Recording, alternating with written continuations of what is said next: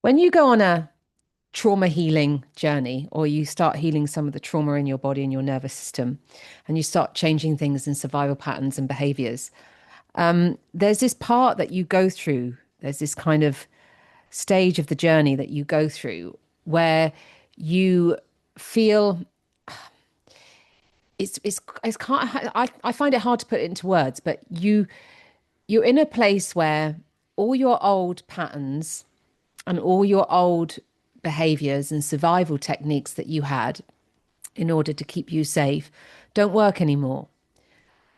But you don't quite know how to be another way yet.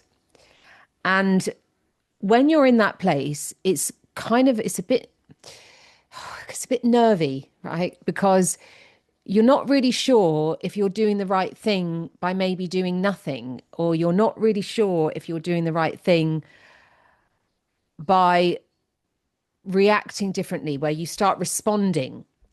And I'm in that sort of stage right now. There's something that's happened with me over the last kind of 6 weeks that's really changed in me. And it's something that they don't really sort of tell you about it. When I've like a lot of the stuff that I see about healing, it sort of tells you how to do the processes, and it tells you how to do, the practices and stuff and what you're going to do, but nobody really sort of tells you, well, I don't find anyway, I could be completely wrong, how it actually really feels when you start to heal and you start to drop all of these survival patterns of behavior.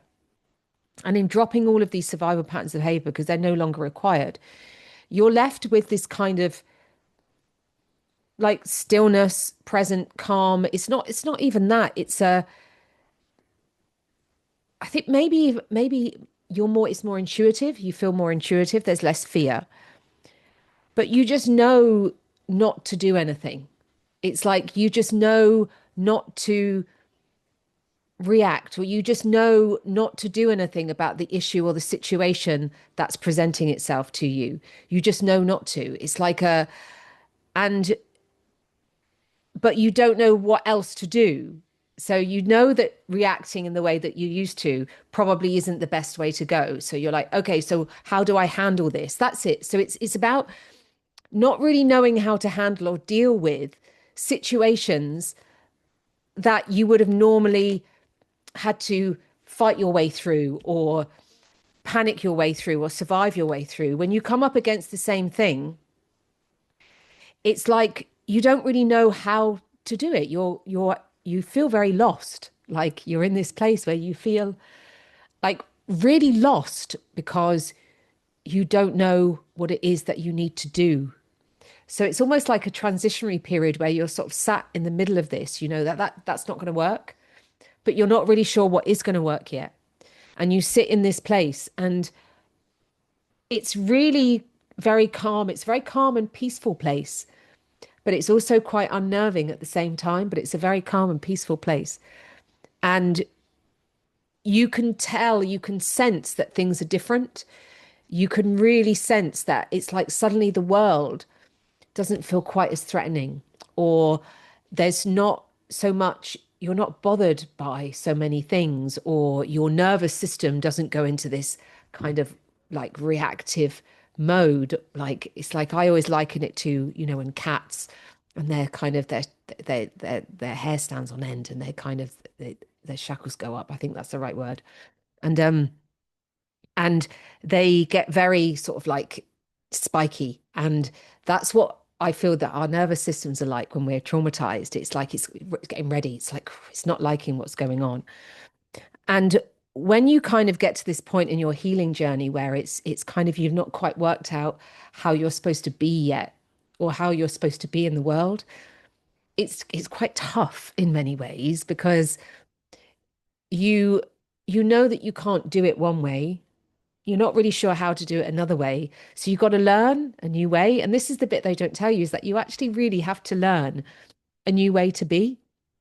So when you start like dissolving all of those beliefs, and you start building your new neural pathways, and you start changing things, and you start processing the trauma, and you start letting things go, you then start to have to learn a new way to be and a new way to think and a new way to see the world and a new way to be in the world.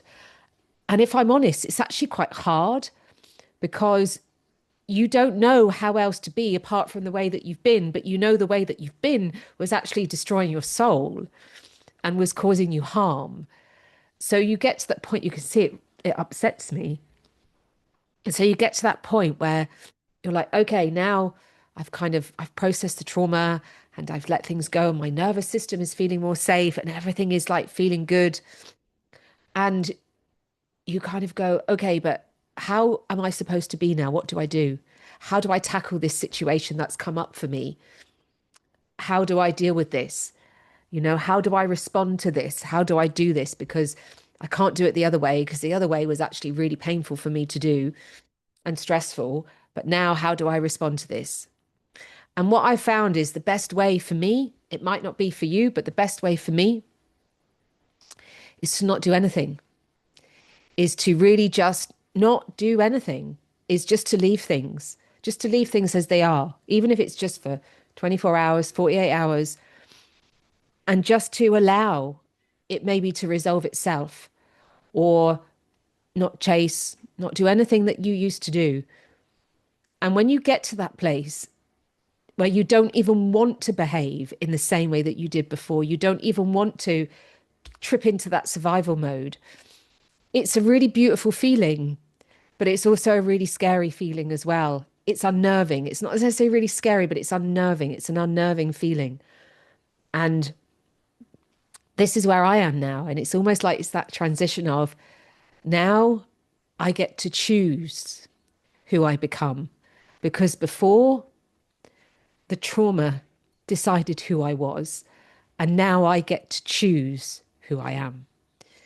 And that for me is now, it's like, okay, it's choices. I've got choices now. But it's like, what am I going to choose? I don't know if you've ever seen that film, Runaway Bride, with Julia Roberts. And there's a scene in the film where she tries all these different eggs. And I use this with my clients. I use it as an analogy of like when they get absorbed in putting everybody else's needs before their own. And it's like you get to now try out all of these things in your life that maybe before you couldn't do because of the trauma and you were too afraid. So you're trying out and you're finding out which eggs that you like. You're working out which are the eggs that you like. You're working out where is it that you want to go? Where is it that you want to do? And that's a part of the healing journey that is a very beautiful part. It's a really beautiful part, but it's a very alien part because you don't know it. You don't know it. And you've had to learn to be a whole new way. You've got to learn to be, to think, to feel, to know, to do all of these things in a completely different way. And it's a really quite a scary point sometimes. It's unnerving.